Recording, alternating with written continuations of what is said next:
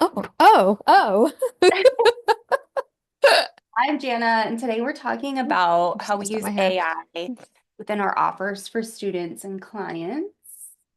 Yep. Um, Clients probably a little less for you these days, um, I because have more students than clients these days, you have this correct? Right. rockin' program, and you recently added more GPTs into it, and I'm interested to hear about how you're using them in your program, how I'm using them in mine, so people can get a feel for what they can do in their own. Yeah, there's a big movement right now out there, not just for using ChatGPT to like write your content, which we've been like, experimenting with now for a long time, I think ish, a long time-ish. Everything's relative. But now a lot of program creators, like you and I, are both definitely program creators. Um, and actually a lot of done-for-you service providers too, are building GPTs into their offers. So that's really what we're talking about today, is not just using ChatGPT or AI Mhm, tools to write your content, but actually building them into your offers, either client facing, like the mhm. ones we're going to talk about today, or I'm also seeing a lot of people building them, putting them in their off, like building them so that they can speed up their done for you client work as well. That would be a topic for like another discussion, another day. But yeah, so that's like I'm excited to talk to you about this today. Yeah, so this is totally different than all of the SaaS tools that are embedding AI into their tools, jacking up their prices and charging you for it, whether you want it or not. This is different than that. What Jana and I do, and what we are doing, and what we have been doing, is offering AI tools in our programs. And if you want to use them, you can use them. If you don't want to use them, you don't have to. Yep. It's just baked in. Yep. If you want it, great. If you don't, Yep. great. Yep. I Exactly. have a lot of thoughts and things on that, but this is not a one of those days. If you want to listen to those thoughts, you can go watch my Instagram stories from this morning. But Jana, tell me about how so you just released what, four new GPTs into your high leverage content program? Nine? 9. Nine. Wow. Yes, it was a lot of work building them, and testing them was the hardest part. But, Just like when we were the WhatsApp iteration of the chatting, testing. yeah, when we were chatting Hmm. on WhatsApp yesterday and we were talking through this, Hmm. that is the one thing that I said, like, it's the testing and then going back and tweaking. Yeah.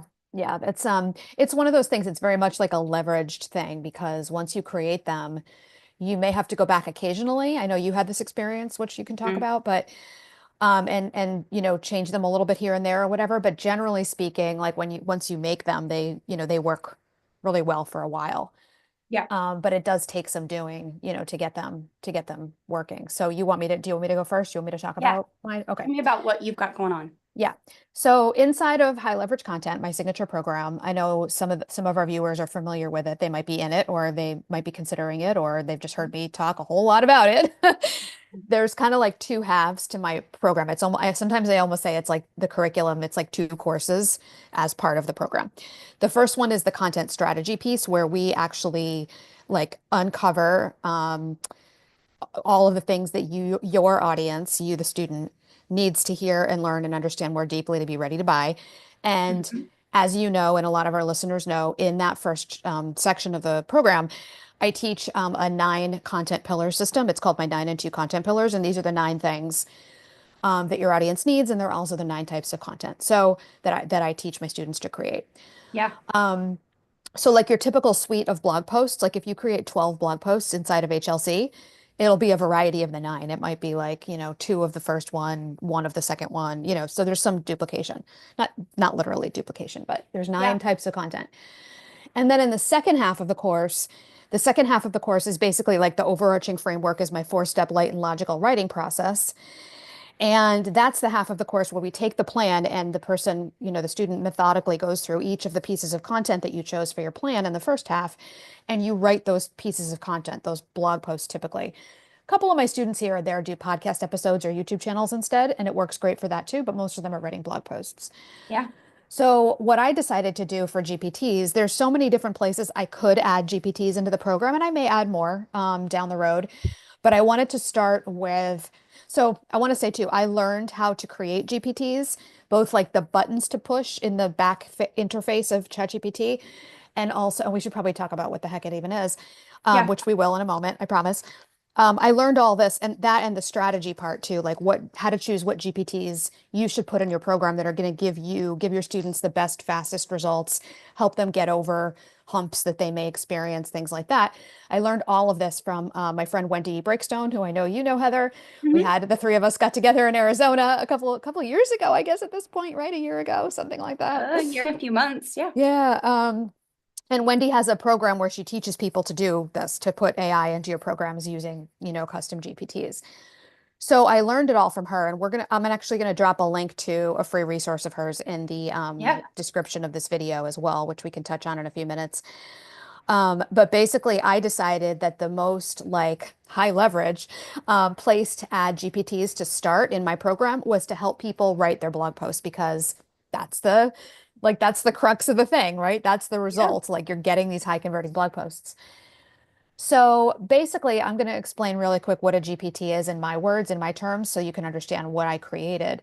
Because I created 9 of them and I created one for each type of content that I teach you how to create in HLC, right? So basically, for people who haven't seen one before, a GPT is just like any chat GPT chat, Okay. or mine are anyway. It can be done in different ways. It can be presented in different ways. But the way I decided to do it is in my curriculum, you just hit a button and it brings my GPT that I've pre-programmed into your ChatGPT account. It's a little Okay. bit like almost like think of it like a Canva template almost, right? Like I create a Canva template and then you click a link and it'll bring it into your Canva account. It's sort of like that Yeah. in terms of like it's that easy, like it's so easy. And so the way that my students use them, so that they're you interact with it almost the same way you would with any ChatGPT chat, but basically instead of it just being a ChatGPT chat, it already knows things about my methodology that I've taught you inside of HLC. So, for example, the big thing that it knows is it knows the structures, the 9 outlines that I give to students. It knows for like type, let's say the first type of content, it knows what my proven outline looks like. You start Okay. with this, you talk about this in the intro, you add this in the intro, then you wrap up the intro with this, then you start the next section with this, right? Like I outline those for my students, and those outlines are already pre-programmed into the GPT. So the way I have my students using them is in the first step of the 4-step writing process. They are outlining what they're going to say, their own thought leadership ideas based on my outlines. But all they have to do, instead of actually having to write, they just have to basically answer the prompts that I've Mhm. given them that are going to put so that the GPT will know what parts to plug into what parts of the outline. And then they literally copy and paste like a kind of a worksheet type of situation that I've given them for each piece into Yeah. the GPT. And the GPT, because it's not a regular chat, it already knows the outline. On the back end, it automatically delivers the first draft all in one swoop of the blog post of that type for them. So it marries their specific like thought leadership ideas Hmm. with my outlines, my proven, conversion friendly outlines to give you a really, really high quality first draft. So they're really amazing and my students are loving them and like constantly like tagging me in the Facebook group and tagging me on social media and stuff saying, "Holy moly, like I can't believe this works so well." Just to be clear, you still have to do some other things, and that's why I have a 4-step writing process because I kind of just Yep. described the first 2 steps. There's some other things we need to do to make your blog post your own. Yeah. You're not It's not taking like this we're and putting it gonna, right on your website. right, we're not gonna literally cut and paste at that point. There are some things you need to do to get it ready, but it cuts down a lot on the time that it takes to do this Well, process when you and have a I first draft for you. I was chatting to you about this in WhatsApp yesterday too, in regards to something else I'm working on that I went and got Claude and I started plugging in things in order to Mhm. get like 75% of the way there because a Yes. blank page is like my The blank page is enemy. the worst. Right, right, It's so horrible. right. And Even if like I you're a just want good to get this writer, stuff done. right. Even if you're a good writer, it's just that feeling of starting at the beginning and knowing you have so much ahead of you to get to the point where your goal is met, where you have the thing and it's ready to go. Yeah. So just that like sense of knowing that you can quickly cut, like literally this GPT, it does that in seconds. So if it takes you 15 minutes to do your outline and answer the prompts, and then literally seconds to get your draft, all of a sudden you're 20 minutes into something, 15, 20 minutes in, and you're already, 60% there. So most of my students now are writing their blog posts in under 90 minutes. And that means like soup to nuts, like from the point where they open up their Google Doc and they're like, okay, I know my topic from the first half of the course, but I don't even know where to start to write it, right? Yeah. All the way to the point where it's ready to publish. 90 minutes is typically, what it's taking them. I have one person who says consistently it's taking her like 45 minutes. Wow. Wow. Yeah. So yeah, it's amazing. It's a really, really cool tool. And I'm shocked by how well they work. Now, I've spent hours testing them last month. In January, I spent a lot of time, like basically overhauling the second half of the curriculum, to make sure that the curriculum made sense with the GPTs, because I knew the GPTs were like what I wanted to use. Yeah. And part of that was creating and testing these 9 GPTs, and I just, hours and hours getting them right. Um, and there's little things baked into the back end. Like, for example, I've told it that I want it to write at a ninth grade reading level. Yep. A lot of people say seventh grade reading level, but my people are, a little intellectual. So like, I'm like, you know what, we can go a little older. Um, I'm so guilty of writing at a 12th grade reading level, and I yeah, have to cut it down. right, right. And just in case anyone who's watching this is surprised by that, just so you know, like it is well established that a ninth grade reading level is like where the highest you should be writing for any like understanding, even if your audience is very intelligent. Sometimes I hear people say, "What are you talking about? My audience is like people who have like advanced degrees. Like I don't need to write it Masters at, and PhDs. yeah, I don't need to rate it at ninth grade level." It's not about like like speaking down to people. It's simply No. about making it so that what you're writing is so easy for human brains to consume that they'll keep reading and get through it and stuff. So just to let people who are if you're hearing this for the first time and you're like, "Wait, what?" Um, like And look it up. This is a thing. if you're wanting to test your own writing and see what level you're writing at, you can use the Hemingway editor. It's free Yes. and it's fantastic. I've used it for years. Yeah. I love it. It's the Hemingway app was one of the first things we ever used that even used AI. Yeah. I mean, So that's like a throwback. I mean, they were using AI probably 20 years ago at this point, right? Maybe 15 years ago, Hemingway app. I have no idea, but Yeah, I don't I've know. I'm gonna used it Google it. Maybe not since that long ago. I started my blog, like in 2016. That's when I Yeah. started using it. I'd heard about it in college, Hmm. um, but I didn't use it in college. I used other Yeah. And when did you go college to approved, college? 2008 to 2012 Yeah. So 2008 was, housing yeah, crisis. that's like 13, 15 years ago. Holy cow. Mhm. Yeah. Yeah, that's Yeah. how old Hemingway app is. Anyway, we digress. So Yeah. So that's how I'm using it. It's working great. My students are getting much faster results. More of them are publishing their blog posts, which is so good. That's really what I want more than anything. mhm. Um, and I'm able to use it as a selling point as well. Um, Yeah. to let people know that like the process is even faster than it was before. It I was need to already actually, fast, but I need to work on that. I think I might reach out to my copywriter and ask for a Mhm, slight copy edit to my sales page that he helped to rewrite mhm, last. I published it last January, so it's been over a year, but I introduced a bot, the pin bot last year, and then it got a 1.5 update in December. So like the 1.0 released last year sometime. mhm. Then I had the person so okay, let me back up. Yeah. I Tell us about your hired pin bot from the beginning. I hired someone to create a bot for me. Now, what I had envisioned is not what she delivered. And actually, I prefer what she delivered over what I had envisioned. So That's so interesting. I had envisioned ChatGPT baked into a spreadsheet. Hmm. In fact, I had it envisioned that it would be baked into my Pinterest system spreadsheet. Hmm. Now, I might go the route of doing that later on, but what she created was an actual chat inside of Hmm. ChatGPT. So it's Right, what you envision. You go to ChatGPT, you start chatting with it. right. She created a bot for me that's custom and it's built off my Pinterest strategy. So I told her everything that I wanted the bot to be trained on. She took that information, she wrote the words that are the custom training and the Pinterest instructions, and then we tested it for a while, made changes, made tweaks. And then from the time that like ChatGPT 4 and like 4.0 were introduced, there started to be a little bit of friction with the Yeah. bot and the output it was giving. Yep. So that's when we did an update in December. Yeah.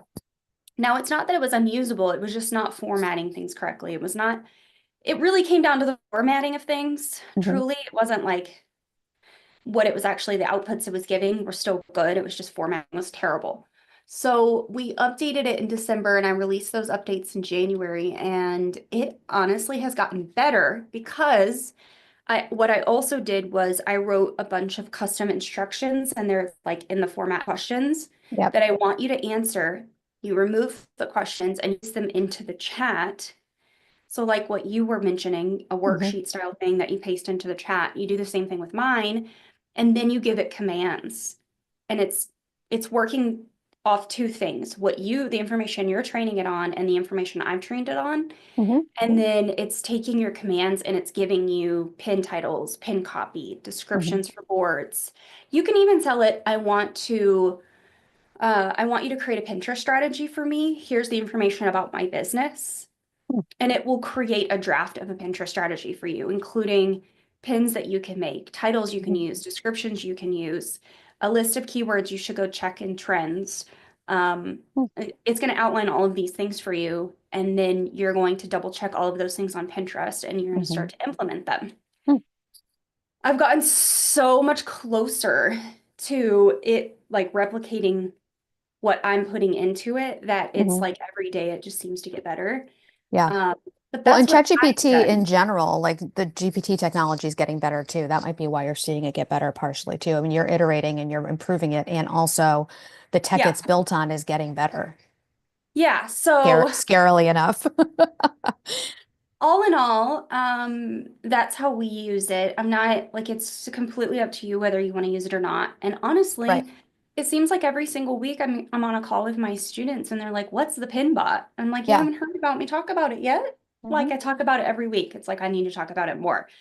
Um, Surprise, surprise. But that is mine. Hmm. And it will also do other tasks like outline blog posts or repurpose content, or Hmm. you can upload your pin template from Canva and you can tell it like, "Hey, I have this infographic template and this is the URL that I want you to pull information from to make an infographic." And it will do that for you. Cool. Yeah. So it does That's super content cool. repurposing, and Hmm. you can ideate obviously with any of the bots, but Yeah. yeah, it does a lot of things. Yeah. Very cool. Yeah, it's so interesting that your students are like, wait, what's the pin bot? And then you talk about it more because like the HLC they're called HLC blog writing assistant GPTs. Hmm. They are 100% optional in HLC. And I forgot to mention that um, there are some students who just prefer to free write, and you can totally do that. That's totally fine. Yeah. It takes a little longer, obviously, but there's some students who are just it's not that hard for them to write, or they just don't want to like ethically use ChatGPT. However, I will say there's also a subset of people who are like, I don't think I'm going to use it, and I'm like, you know what? Just give it a try. You don't have to use like what comes out.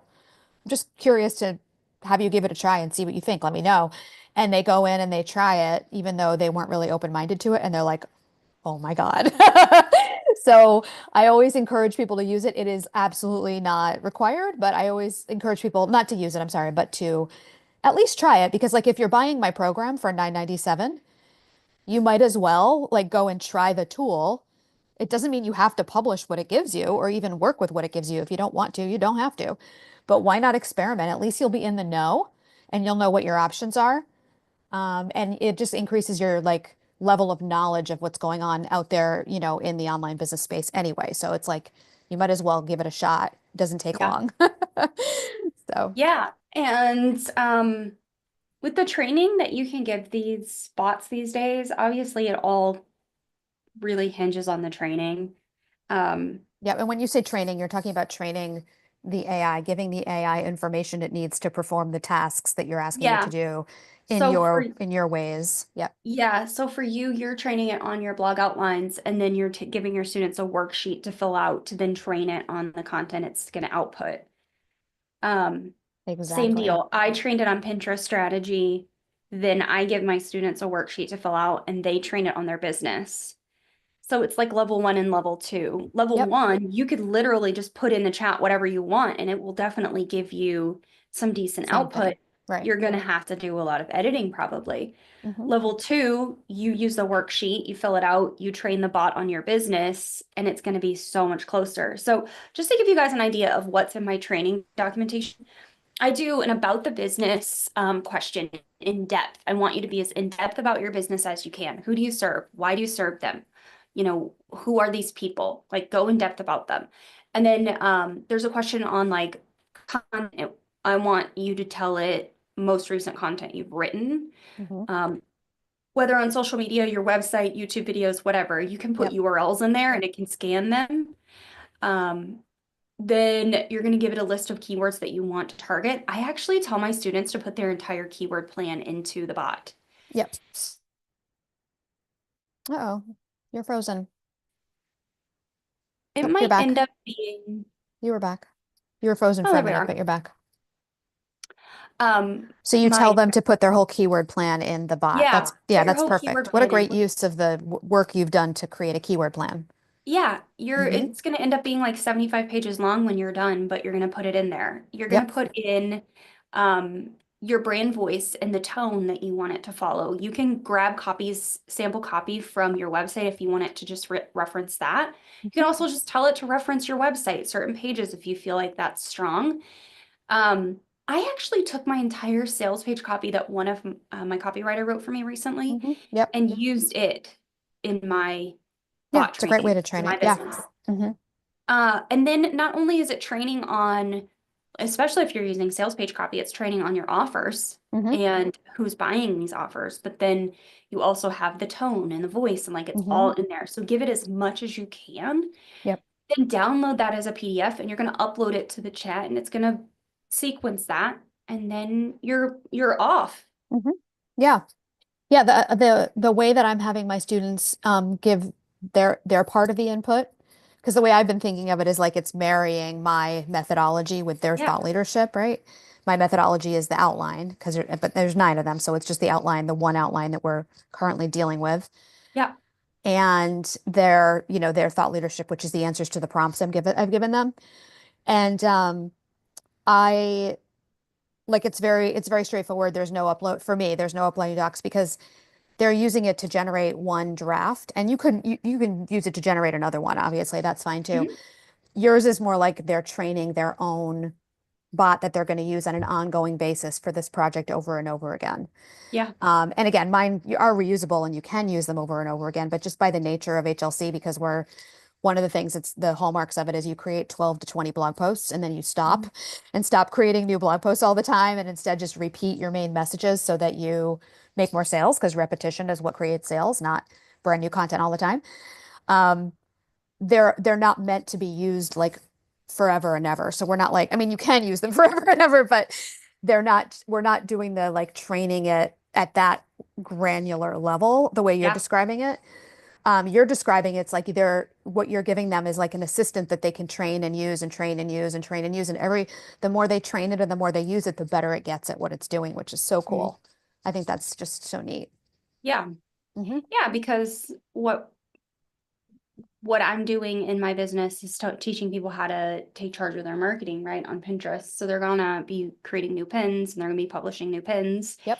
and repurposing content to make new pins. And you're you're teaching them to write this library of content and then they're gonna go on to repurposing. Right.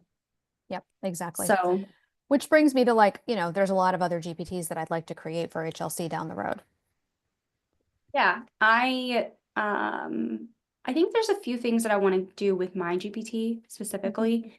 I'd really like to figure out how to take it and actually put it into some sort of plugin that I can embed on the website so people then on in Pin Profit Academy can just like Wow. use it That in would the be website. cool. You mean like an extension? Yeah, That would be wild and very cool. yeah. I actually want to create a standalone website for just the Pin bot Yeah. with an account. Like you would create an account or your Pin Profit Academy account would work over there. You could Yeah. log in and then your bot is in there. and it has your history and everything, and then you don't have to necessarily always be logged into ChatGPT if you don't want to. There Yeah. would probably be some sort of connection or communication between your ChatGPT account, obviously. Yeah. And then if you pay for ChatGPT, which I do, but myself and my team members all use that one account, so it's worth it.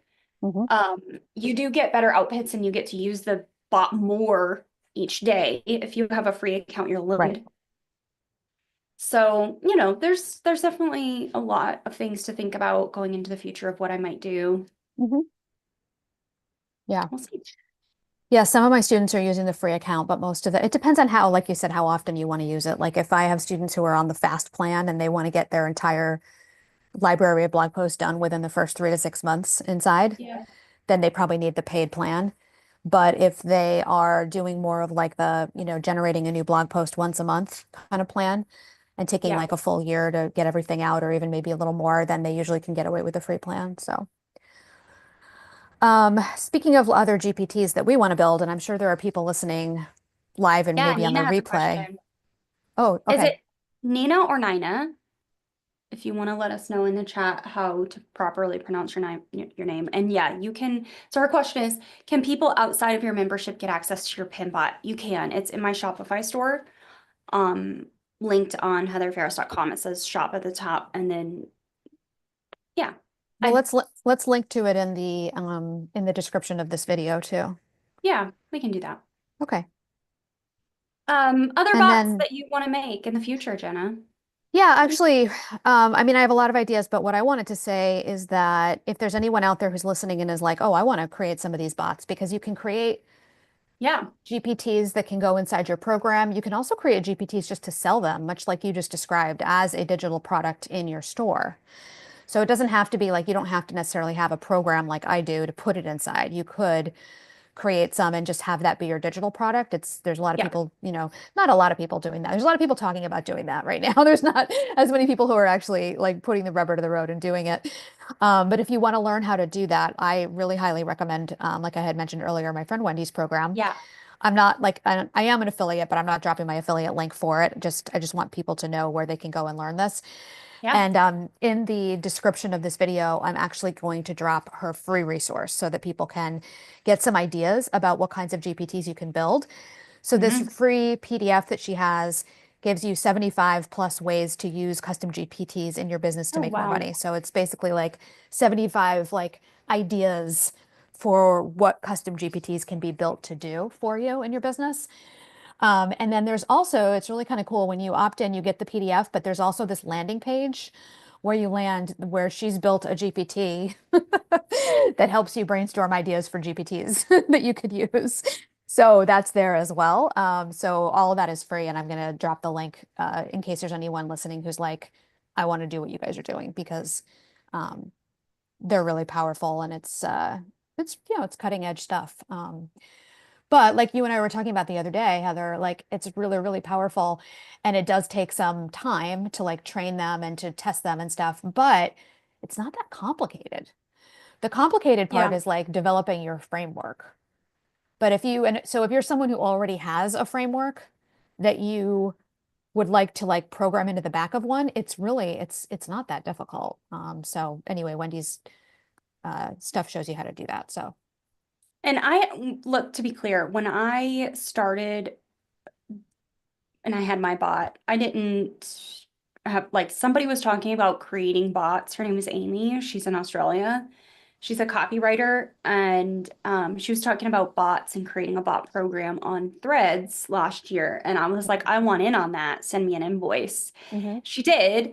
It was so affordable, and I literally had a new bot in like a month and a half because Hmm. she already knew how to do it. So, she's taking her knowledge and expertise and just spinning it in with what I gave her. Hmm. And I gave her everything. So prior to this, we were just using prompts, which you can still Right. find in my Me free too. resource Hmm. library. You can still find all of my prompts in my membership. It's just I've baked those into the bot now, so you don't Yeah. have to use the prompts if you don't want to. Right. Um, but I literally gave her an entire Google Drive full of all these prompts I had written, plus Hmm. access to like my system and like spreadsheets and all these different things. And then she asked me questions after consuming it all. And then she went back Mhm. and she built it and sent me the first iteration. And it was really good, the first Mhm. iteration. And then it got better over time as we tested it and improved it. But now that she has sent me over this documentation and I can see the instructions that she's written in her words, Mhm. I can make bots now. I feel like I could Mhm. just do this. Mhm. And it wouldn't be very difficult. It's just the time of writing the instructions and then testing Mhm. The and then testing is, tweaking the yes. Mhm. instructions to make sure. Now, some of the things I might get hung up on is like the language that you need to use or the Exactly. specific characters and things in the instructions that you need to use in order for the Right. bot to fully understand what you want Right. it to do. That's why I took Wendy's program when I wanted to build mine because she teaches you all that. So it's Yeah. like a big shortcut in that way. But Yeah. yes, because for some So people that stuff comes naturally. To me, it doesn't. So I needed to take her program and use her templates and stuff. you So don't know what you don't know, and you're not right. an expert when you start something the first time, and you Right. shouldn't be, Right. you know, don't feel pressure to be perfect. Yeah. Like it's just we're learning something new here. Yeah, for So, sure. And we're going to be learning it for a bit. There's a learning curve for sure with anything like this. yeah. Yeah. Okay. Well, I felt like there was something else I was going to say, but I can't I remember what it was. Hmm. Jana says, or Nina says, Jana, that sounds brilliant. Thanks. Thank you for the link. I've been Yep. following you ladies on Clubhouse since Clubhouse. Thank you. Love it. Clubhouse throwback. Thank you, thank you. Yeah, thanks Yeah, for being here. we have been around for a while, huh? It doesn't seem like it, but we have. Um, well, next week, Jana, we're talking I about feel like it. I feel like I've been around a while. no. Um, next Yeah. week we're talking about Canva hacks that we have found There is some new cool stuff that going we're on in Canada that excited I didn't about. know about, that I'm excited to talk to you about. I'm sure you already know about it, but some of our listeners might not. So, Well, some of our listeners are not Canva pros, just in there whipping things out day in and day out, you know. right. Well, that's me. I mean, I use it and, I'm facile in it, if you will, but like when they introduce new things, I'm like, whatever, I don't need that. I'm just doing what I always do. Every once in a while they introduce something new and they like get me to try it, and I'm like, oh my God, like life changer. And that's what we're going to talk about next week. Been this my whole life. That Uh, is so funny. Well, that's what we're talking about next week. And then we have some content planning that we're going to do, and we'll have some more lives. But this is becoming like a drinking game. Like every time Heather or Jana says we have to do some content planning, you have to you have to take a sip of your coffee, and by the end you're just like let's wired. just be clear. We haven't done any solid content planning since last summer. We've just been It's wing true. it. We just keep like scheduling two lives at a time instead of planning them all out like we like to. But I feel like, well, we do get a lot of bystanding like comments that come in afterwards. I have my notifications on. I'll see you next week. Nina, we'll see you Yeah. next week. See you next week, Nina. Okay, All well, that's right. it We'll for see everyone now. next week. Bye. And we're out. Good stuff.